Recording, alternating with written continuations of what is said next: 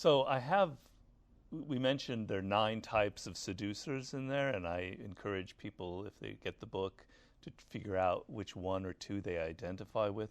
But there's a 10th type. And the 10th type is the anti-seducer. And that's someone who does seduction so badly, who's so socially inept, that he or she literally puts people off, repulses them, the opposite of seduction. We all have anti-seductive tendencies, and I kind of list what they are: talking too much, preaching, judging people, being sort of brutal with them, being in a hurry, not listening. If you can just eliminate these anti-seductive tendencies, you're going to go a long way to improving your social interactions. Well, You've got your work world. I'm trying to tell you that seduction is like this other area, this other realm that you enter. It's like a courtship, romance area, if it is a sexual seduction. You're taking somebody out of their day-to-day life. They work 9 to 5 at a job or wherever it is, and now you're bringing them into this other world where you take them to certain places that are special. You act in a different way. Maybe you dress in a different way. Everything's sort of heightened and dramatic and maybe even slightly theatrical. And you're stirring something that they don't normally get at their job. There's an aspect to this. Well, people will tell me, I'm a little bit older, I'm in a relationship. Seduction, what does it have to do with where I am? But what is the major complaint that people have, particularly women, but men also, who've been in a relationship for 3, 4, 5, 10 years, is that there's no more magic left. There's no more enchantment. You know the other person so well that there's no mystery left. They take you for granted. You see them every day doing the same things. So seduction is something that still goes on even in a relationship, even after you've been together for several years, where you don't have to do it every day because it gets tiring, but every week or month or so, you do something, you reseduce the other person. You show that there's still something they don't know about you. You reveal that there are depths to you and things that they never figured out before. There's still an element of mystery. There's still an element of drama. You're still put in the effort to take them to a place that they've never been to before. These are things that we don't have a lot in the world today. We don't live in a world with a lot of that kind of enchantment. Things are very direct and brutal, and I think people have this need. Well, imagine a scenario that you probably would have in your life. Let's say I, Robert, want to persuade Barry to do something. We're always in that situation. The normal route that I would go in that, let's say I want to get you, Barry, to be on my show, or something like that. The normal route would be, all right, I've got to get Barry to do this because I know he'll love my idea, et cetera, et cetera, et cetera. But what if I changed the whole direction of the thinking? Instead of thinking about me and what I can do and what I need and what I want, what if I went inside Barry's mind? What if I stopped all that internal monologue, blah, blah, blah, about what I want, what I need, and I went, Barry's a different person. He grew up in a different place than me. He's got different ideas. Try and put myself into Barry's shoes. What is it that will appeal to him? What is it that he wants? You might call it seduction, but it's actually just old-fashioned social arts of knowing how to interact with people, how to get outside of yourself and think inside their skin. I can never know, Barry Kibrick, what's in your mind 100%. That's impossible. But if I could get a little bit more of a sense of what makes you tick, it suddenly changes how I think. It suddenly changes our whole interaction. You feel that Robert is now paying a different kind of attention to you. He's actually thinking of what I want, and it just changes the whole dynamic between two people. That is one of the main parts of seduction. Yes, it's a story in there. Sukarno was a leader once dictator almost of Indonesia back in the 60s. And it's a story of the journalist Cindy Smith who's interviewing him. And the image in the West was this sort of brutal dictator. And suddenly this writer, this American writer, said, God, he's not like that at all. He's listening to me. He's doing what I want to do. In fact, she had the feeling she was seducing him. At one point, he said, you know, I like the color of your hair. I want to have the same hair color. She goes, wow, this supposed dictator of Indonesia wants me to dye his hair the same color blonde as my hair. She thought, wow, I'm having such an effect on him. He's not at all what I thought. In the end, he was controlling the whole thing. I call that enter the other person's spirit. He was trying to be a sponge for her. He was absorbing her energy. He was trying to get inside her world, her way of thinking, and it completely worked like a charm. She found him suddenly not what she thought. Think of it this way, you don't get that very often in life, right? Most of the time, when you're dealing with people, you never get a sense that they're putting themselves out and trying to think about what your interests are, what your needs are, what you want in life. It's so rare. People are talking at each other. This is what I think, my opinion. This is, and then you know, it's like tennis, back and forth. You never really get the feeling that the person you're talking to is like actually really listening to you and really paying attention and really trying to understand your point of view. If somebody did that to you suddenly in the office or in the realm of a male-female seduction, you would feel it. You would go, wow, that's rare. And you would almost be halfway seduced by just the attention that you could give to someone and show that you're not just sitting there listening to yourself and what you want. If there's a sense of both people are involved in the seduction, and I believe everybody wants to be seduced, everybody wants to be taken out of themselves.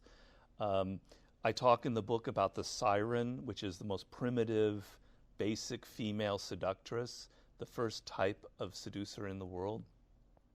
And the siren is a woman who has a very powerful, obviously sexual charge. But the idea of the myth is the siren is someone that will kill the man. She destroys him. She lures him out into the ocean, and he drowns trying to reach her. And in fact, great sirens like a Cleopatra or a Marilyn Monroe that I talk about, they really could almost destroy a man. They would make them fall so deeply in love. Why would a man ever be interested in a woman like that is the question. Why did Caesar fall for Cleopatra? Why did Mark Antony? It's because men secretly want that. They want the danger. They want the possibility that maybe this woman will destroy them. They want the danger. They want the element of risk involved. They're secretly attracted to it. So getting back to your statement, not everything in seduction has to be the sort of, it's the opposite of political correctness. But there's an element that people want more than what they're getting in the world today. And there is a sense that men want this kind of danger and this sort of primal element where maybe getting involved, this woman could destroy me. You know, if you think about your life, you spend a lot of your life kind of being defensive because people are always trying to get something from you. You know, advertisers are trying to get you to buy their product. People are in your face. They want you to do this, that, and the other. And so you get defensive. You get your walls up. You don't listen. You just try and go home and not have to deal with any of this crap people are throwing at you. But then it becomes something else in your life where you're closed off to new experiences. You're closed off to something a little more emotional and profound. And so because so many people are so defensive in the world, and you feel it when you deal with them, and you know it wherever you are, they want to let go of it. They want to let go of this. They want to be tempted into something else. They want an adventure. They want to go on a ride. So there's great... we live in a world where seducers actually could thrive because so many people secretly want to be taken out of their lives. Now, I mean, a classic example is in a course of a conversation, somebody says something a little bit disturbing or a little bit strong, and then they go, oh, never mind, I'm sorry, I didn't mean to say that. Forget about it. Don't listen to what I just said. Well, obviously, you're not going to forget about it. It's going to sit in your mind, and the seed has been planted. That's the kind of thing that insinuation is. It's never something direct. It can be in your body language. It can be in the fact that you appear in your words not to be interested in someone, but your look, your eyes say something different than what your words are saying. Your look is insinuating desire, while your words are kind of neutral and blank. It's the art of planting seeds in a person's mind, where they go home after they met you, and they think, what did he say there? What did he mean? What was that gesture? If you get people to think about you when they go home, you're halfway towards a seduction, because your spirit has entered their mind, and now they're thinking about what you said, about what you did. So insinuation, planting seeds, saying something that you take back or that is ambiguous is a very key, one of the key elements in the whole point of the surprise that I talk about in The Art of Seduction is that people are normally defensive around you. They're in their minds, they're in their heads. When you surprise them, and what could that be? Well, suddenly you take them to a place that they've never been to, literally. You take them to outside the city, to some strange place that you've researched, that you've been to, where it's different people and it's something weird or interesting about it. That moment where they don't know what's going to happen, where they're left waiting, where is he taking me or where is she taking me? Their defensiveness has come down. They're excited, they're wondering, they're anticipating something. In anticipating something, you're having power over them. And so the element of surprise, it can be on many levels. It could be that they discover something new about you that they never realized.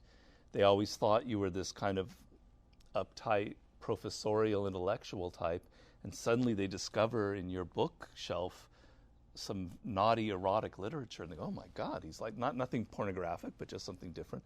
Wow, he's not what I thought he was. Very powerful, seductive elements are working against people's expectations. You know, I compare it to noise and to music. Most of the time when you're in a restaurant and you're talking to people, you're hearing noise. You're hearing blah, blah, blah, blah, blah. This is what I think. This is what I did when I went on this trip. Well, when I went on that trip, blah, blah, blah. It's noise, and you kind of filter it out. But then there's music. Now, music, you don't like listen to the words. There's something else very primitive going on. It's affecting you emotionally, viscerally, physically. A rhythm to it. Even if they're lyrics, it's not the lyrics per se, it's a mood that's created. Well, that's what seductive language is. It's not noise, it's music. That can be where you're talking about the other person and enchanting them and saying, getting inside their spirit. Something what you're just talking about here, where the attention is on them and you're pulling them out and you're getting them to talk about their life. People love to talk about themselves. They love to talk about their childhood. Suddenly, the language that's being interacted is not just, yes, I did this today, yes, I did that. It's like, yeah, when I was 6 years old, I remember I was really blah, blah, blah about my father, etc. It's on a whole other level, the language that's going on between you. This is what you're after. You're not after exchanging banal information. You're after an emotional effect, and you're after creating music. I relate it to childhood and to emotions that you had towards your parents very early on in life, to the feeling that you might have had if you were a boy to your mother or for a girl to your father, but it doesn't necessarily have to be that way. And I relate it to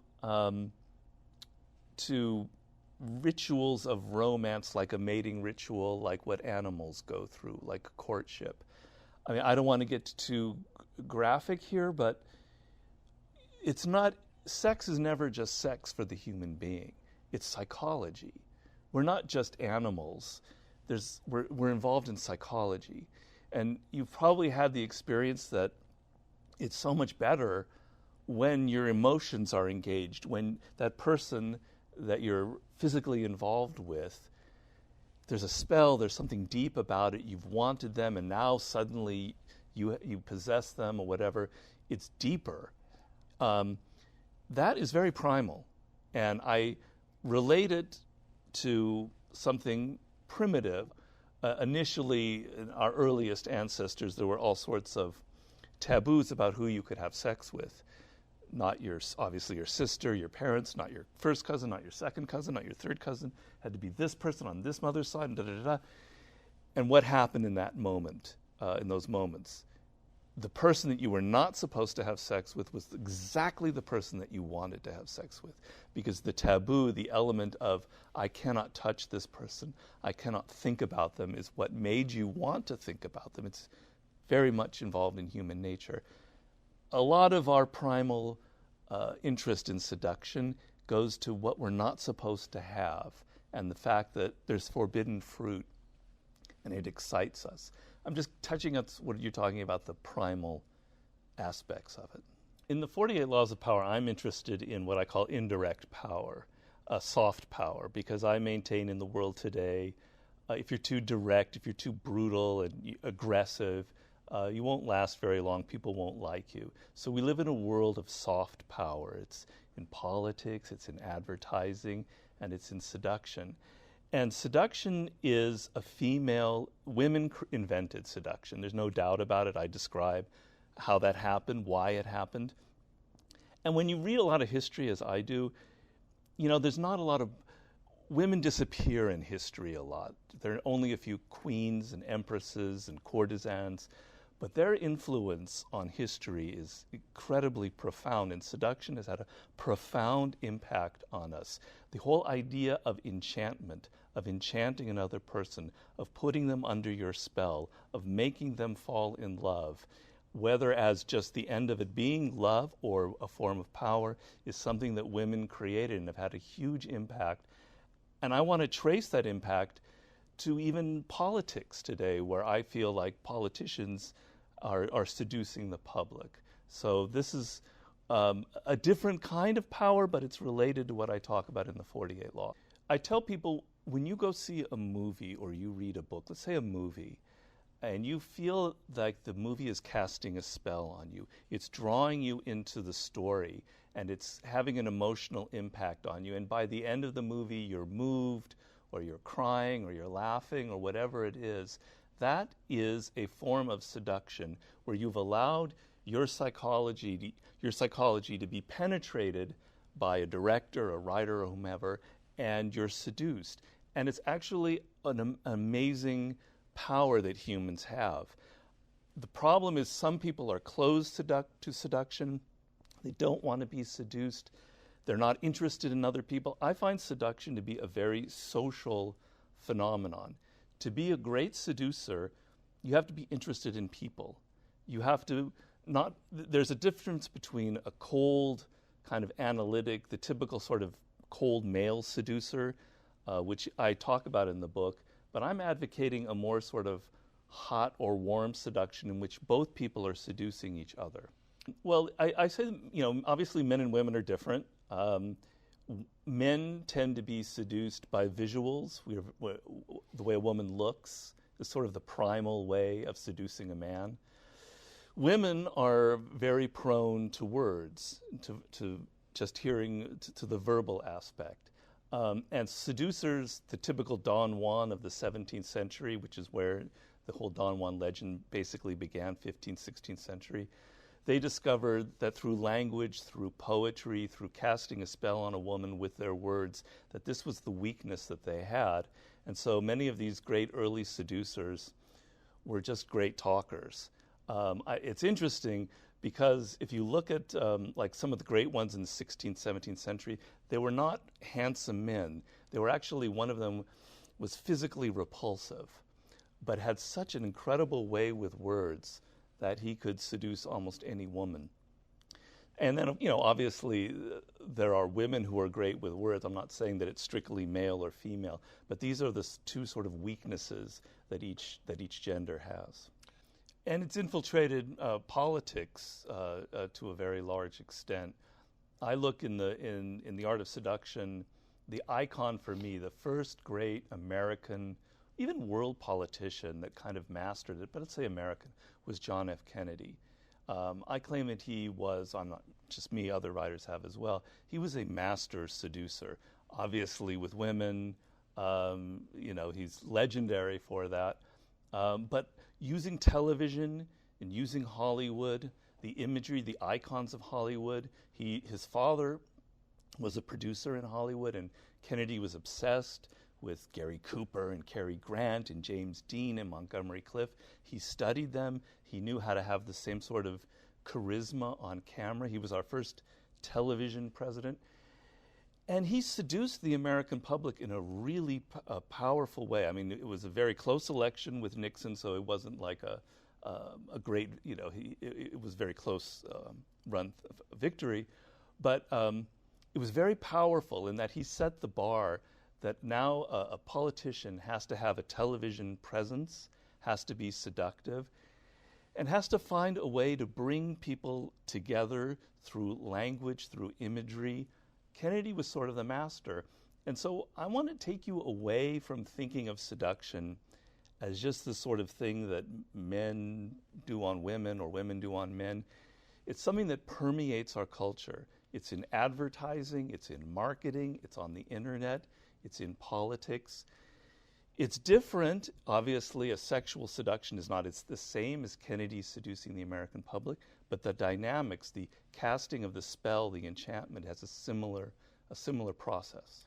Well, first of all, there's the desire to be a seducer, which a lot of people will say, oh, I don't want that, I'm not interested in that. And what I'd say in the book is remember the time that you experienced probably in your life when another person had fallen in love with you, and you sensed that you had power over them, that they were under your spell, that the things that you said excited them and interested in them. The walls, the resistance that people normally have are so frustrating. You can't reach your kids, you can't reach your wife, the people at work, they're closed to you. And in that moment when someone had fallen in love, that wall came down and you had this sort of back and forth electricity. It's amazing. You love it. It's powerful. It's great. You want that. You don't want the sexual version of it in your office, obviously, but you want to be able to persuade, to get people to lower some of their usual walls and resistance to you. So the first thing is you want seduction in your life. Believe me, you want it. The other thing is you have a misconception about seduction. It's not this, as you say, this villainous male, kind of figuring out these very cold, calculating strategies. That's not what it's about. There's got to be a naturalness to it. If you're someone that has calculated their way too much in the process of this is what I'm going to do, step A, B, and C, it's not seductive. People can read it.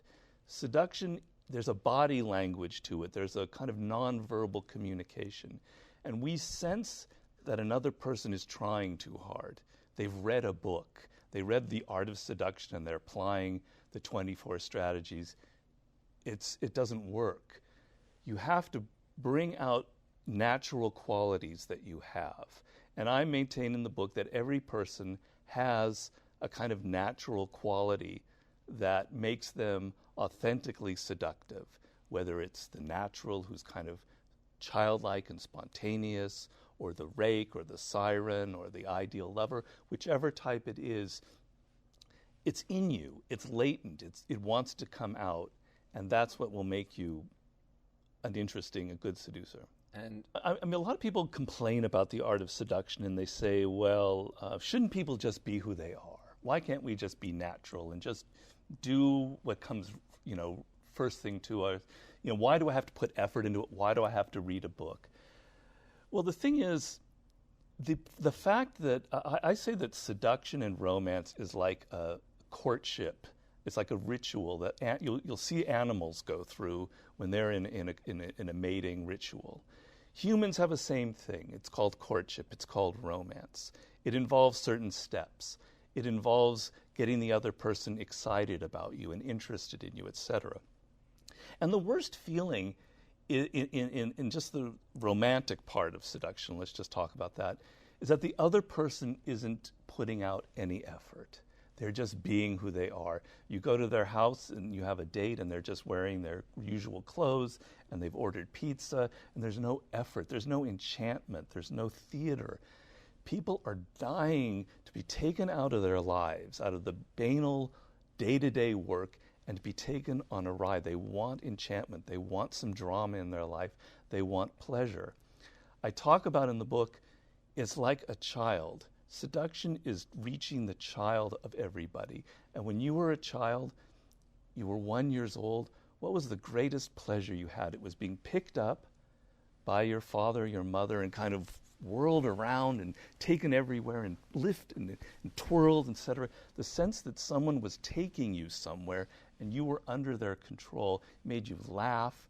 It gave you this incredible pleasure. And that's what happens when you see a movie and it takes you on this journey where you don't know where it's going, what's happening next. People don't have enough of that in their lives. And humans nowadays, we're too into words. We just talk and talk and talk and talk and talk. And a classic thing in the seduction realm will be a man or a woman saying, I love you.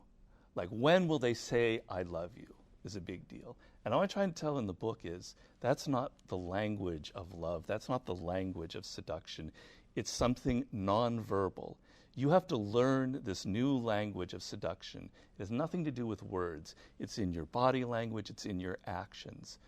It's so much more powerful when the other person feels that you love them. Benjamin Disraeli is one of the greatest seducers ever. I mean, absolutely brilliant.